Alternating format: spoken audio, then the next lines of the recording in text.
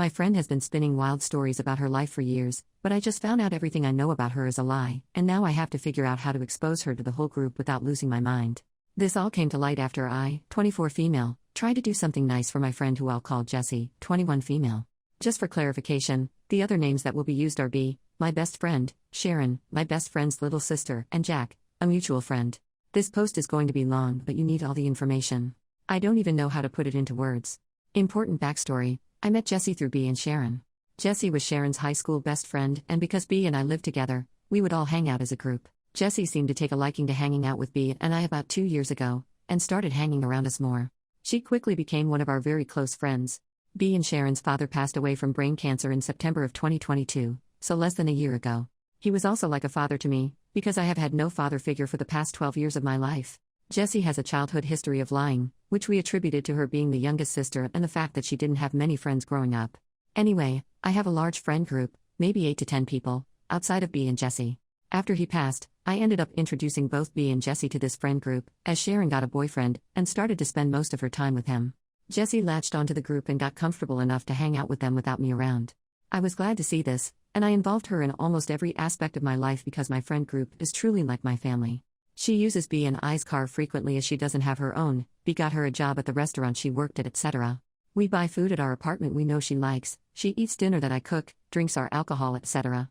She has never offered to pay us back or contribute to the food and alcohol consumption or anything else really, but we kinda just chalked it up as her just being forgetful. Shortly after I introduced her to the group, she confided in everyone that her mom may have lung cancer.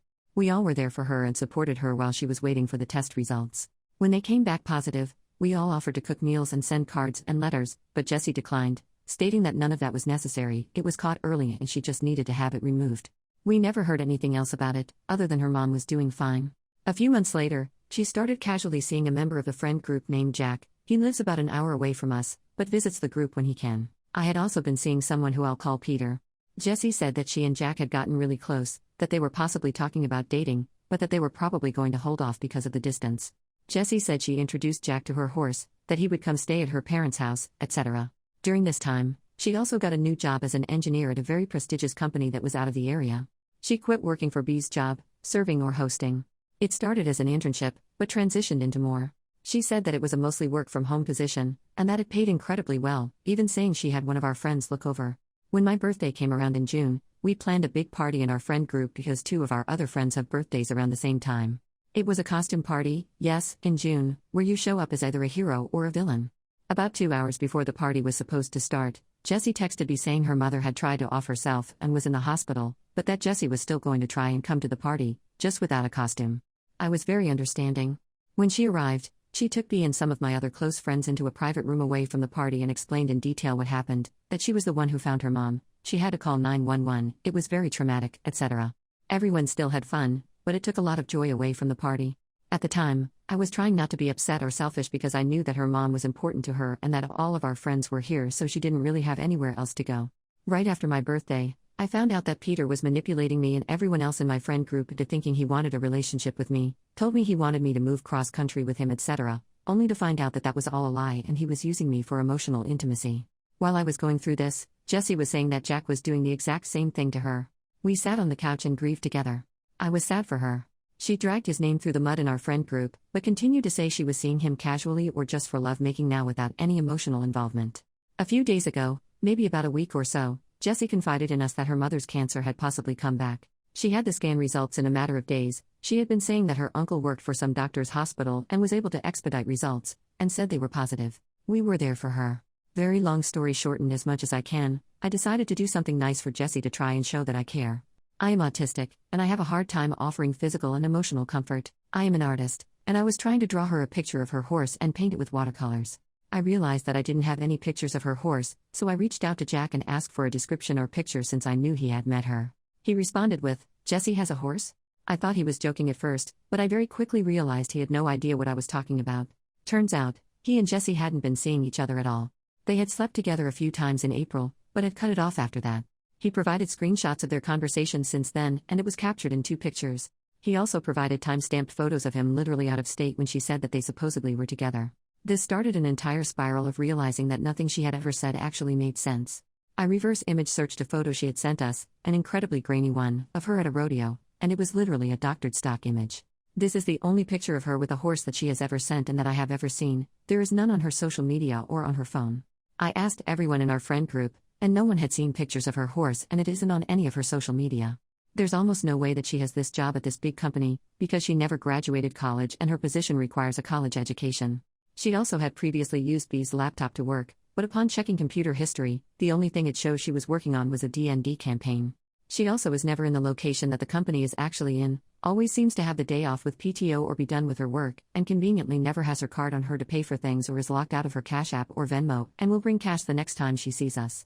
But somehow always forgets that she owes us money, almost as if she doesn't have any money to give us. She literally told Jack that she had a Skyline GTR, type of car with a base price of over $100,000 I guess, but that she wrecked it. Neither B nor I have ever heard of this story. I started to remember things she told us that just didn't make any sense and felt like they had been taken out of our own lives. She said she was robbed at gunpoint, but the timeline of the police making an arrest and returning her belongings, less than 24 hours, made no sense. I would know because I was robbed 2 years ago and had to testify in court because he stole my car. I have a copy of the security footage of my phone because I had to turn it into my insurance. I have also had a gun put to my head by an ex-partner who I literally had to have arrested. She said her mom attempted to off herself, but Jesse's location never once said she was at a hospital. All of us share our locations with each other, and B has seen her mom over FaceTime since then. No scars were there, definitely would have been based on the details that Jesse provided. And the cancer. I think that there was likely some sort of scare, but I don't know that I believe her mom was ever actually diagnosed. Especially not this second time. My granddad and B's dad passed from cancer.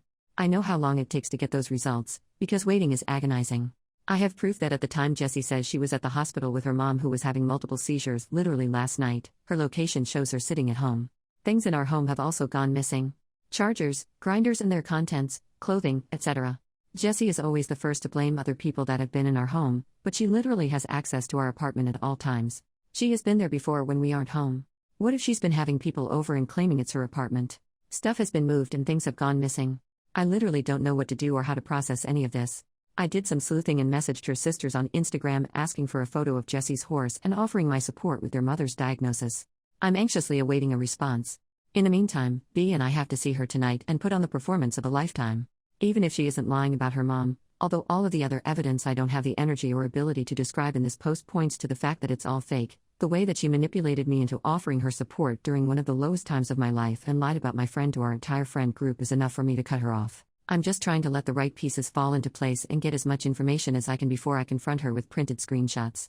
We lied and said they were doing a battery check on our key fobs, and asked her to bring hers with her tonight, as well as all of the clothes that she has of ours so we can take inventory and figure out what we need to buy for our winter wardrobe.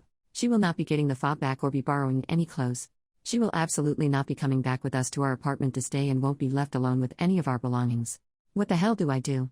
How do I tell the rest of the shared friend group that she's been lying the whole time? I don't understand why she would lie about any of this or the other things she's just invented. Is this some sort of mental illness that can be treated? Please help. Any thoughts or advice are helpful. Edit to add some examples of some other possible, likely, lies. 1. She is a licensed mechanic. She wasn't able to help me with an oil change because she didn't know how, which I thought was suspicious. 2. She got kicked out of a Zach Bryan concert because the girl in front of her was making fun of her Doc Martens and she fought her. She drove my car to the concert, returned it with an empty tank and did not offer to put gas into it, but she never posted any pictures of the concert or the event and she always does this. 3. Her dad was abusive, said this after she found out that my dad assaulted me. 4. Her ex was abusive, said this after she found out that I survived 2 DV relationships. 5. She had a large SLUT tattoo removed from her abdomen and they used a special cream to make sure it didn't scar. To my knowledge there is no such thing and no evidence or picture of said tattoo. 6.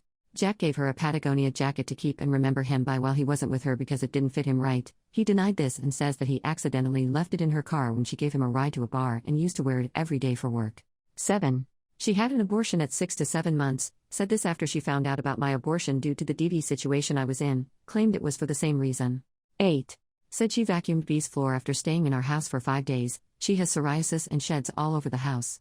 The vacuum was in the exact same spot that it was when I had last used it the day prior in the living room, and when B swept the floor, it wasn't clean at all.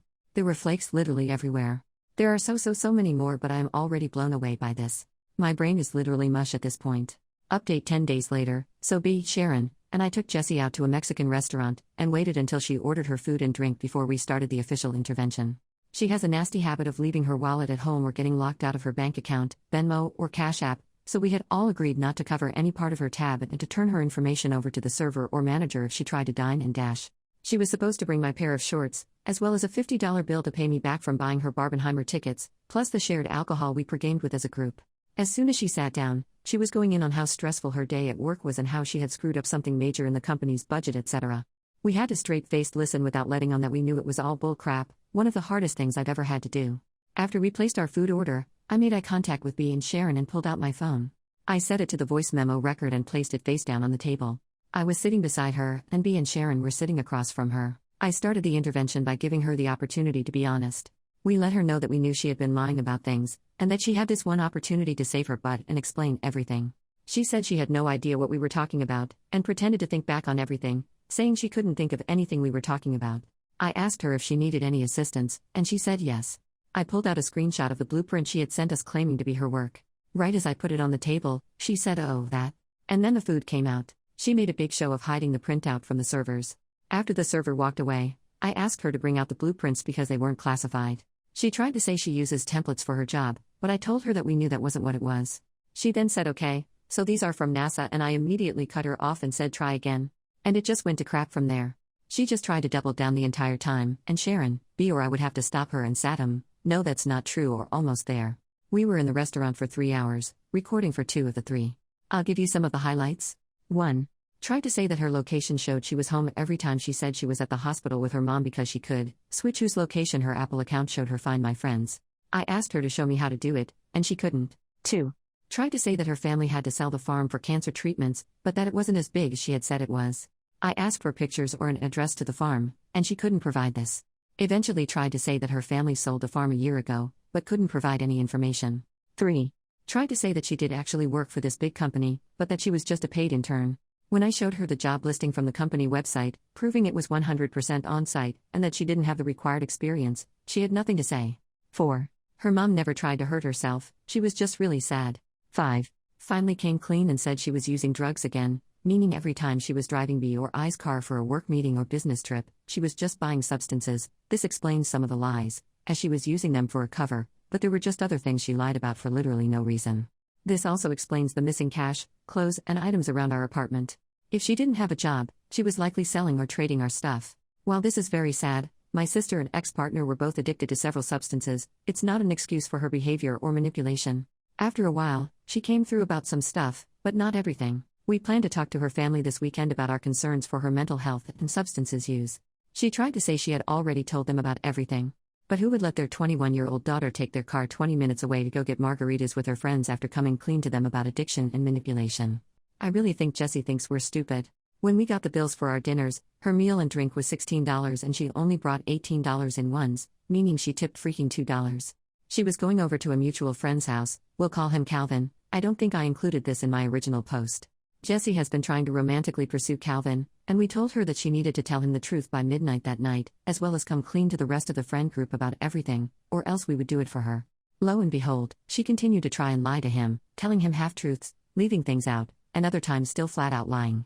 I don't know why she didn't think we would follow up with him, but he was able to provide little to no detail matching what we had on recording. He was very angry and wrote her off completely. She also never came clean to anyone else in our friend group, so as promised, I typed out a message and sent it to a group chat that included her, as well as offered to provide screenshots and the voice memo. She is still trying to lie and manipulate the situation so that we look like the bad guys to people she thinks we haven't told yet. She still hasn't sent me my $50, but she has a shift at the restaurant coming up, and I'll be stopping by to ask for it in person. I've been sending her daily reminder texts and have received no response. Sorry for the long update. It has truly been a wild, wild week.